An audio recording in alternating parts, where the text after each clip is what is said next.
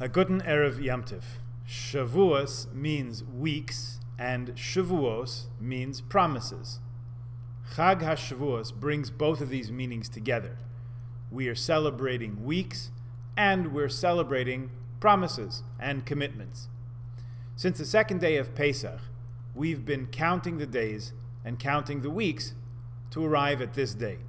Sheva Shabbosos Tamimos, the Torah instructs us, 7 complete weeks shall you count, 49 days, and we wait until nightfall at the end of the 49th day, so we have that sense of completeness. Every single moment is a treasure. And on the 50th day, we celebrate the standing together at Sinai and receiving the Torah, hearing the 10 commandments from their giver.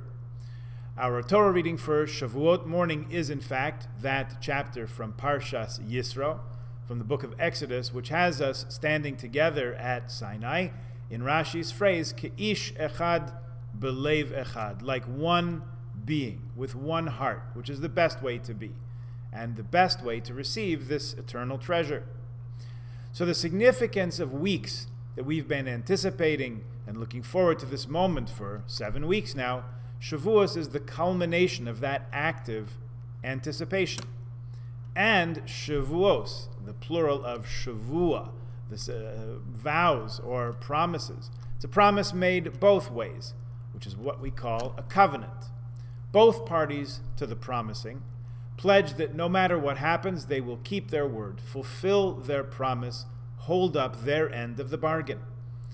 The covenant of the Torah at Sinai is that we pledge our faith and trust in God, and God pledges to cherish the Jews and not to exchange us for any other people as his Am Segula.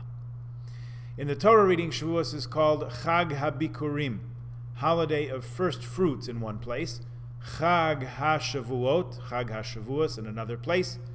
Yet in the davening and Kiddush, we mention Zman Matan Torasenu, the holiday of giving the Torah.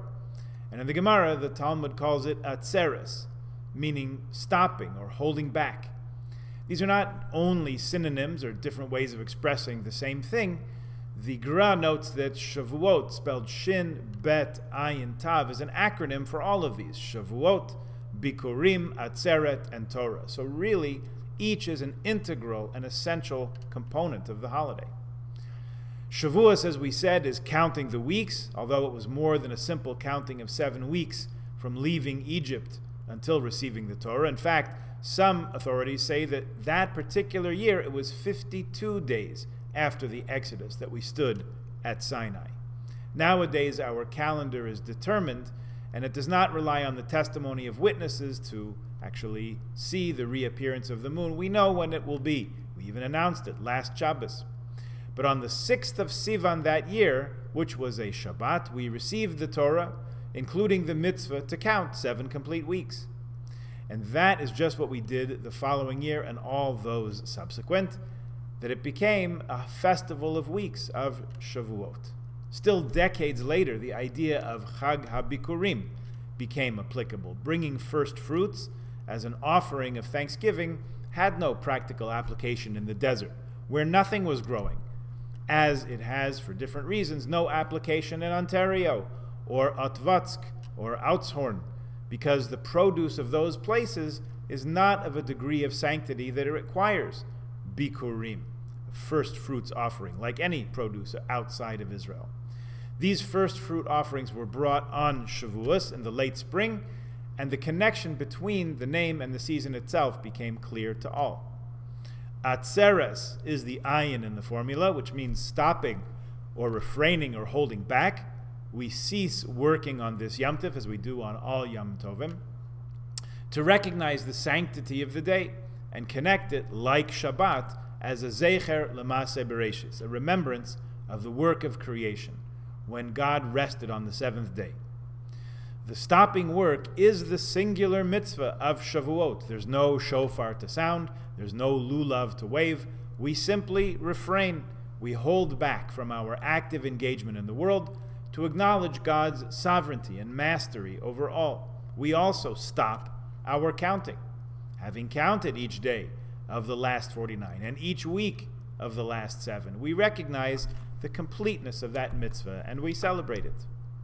The last of the 4 letters in the word is the Tav for Torah, as we say in davening and Kiddush, the time of giving of our Torah. Zaman Matan Torasenu. Torah is hora'ah, teaching, not just stories, not just laws, but teachings for how to transform our lives. Lives on the grand scale, by giving them meaning, purpose, and connection, and also lives on the day-to-day scale.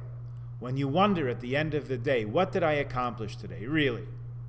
You can look back and say, I davened, I connected myself to God, I learned something. Maybe I opened up a new path of insight and understanding, or at least I learned a new insight that I hadn't thought of before. Maybe I said a chapter of Psalms in the merit of someone who's not well, or I gave a few dollars to tzedakah, hopefully brightened someone's day. In fact, the Baal HaTanya finds in the word Shavuos, specifically in its Yiddish translation, Vachen, this very point. Vachen is vachadik, mundane, profane, everyday, common. Our path, our way, our call is to transform the Vachen, the vachadik, and make it Shabbosdik, Yom Tovdik, make it holy. That's what Yom Tov is, taking a weekday and making it holy. That's what Kiddush is, proclaiming the specialness, the distinction of the day. Our task is to bring light, to elevate, to transform. There's plenty enough sadness and suffering in life. We celebrate the good, and with God's help, we even have a part in making it good. As we say every day from Psalm 30 in Shacharis, Hafachta mispedi lemacholi. You have transformed my sadness into dancing. Pitachta saki v'tazreini simcha. You have loosened my sackcloth, and you gird me with gladness. May it always be so for us, wishing us all a receiving of the Torah with joy and with inwardness. Gut Yom Tov, Chag Sameach.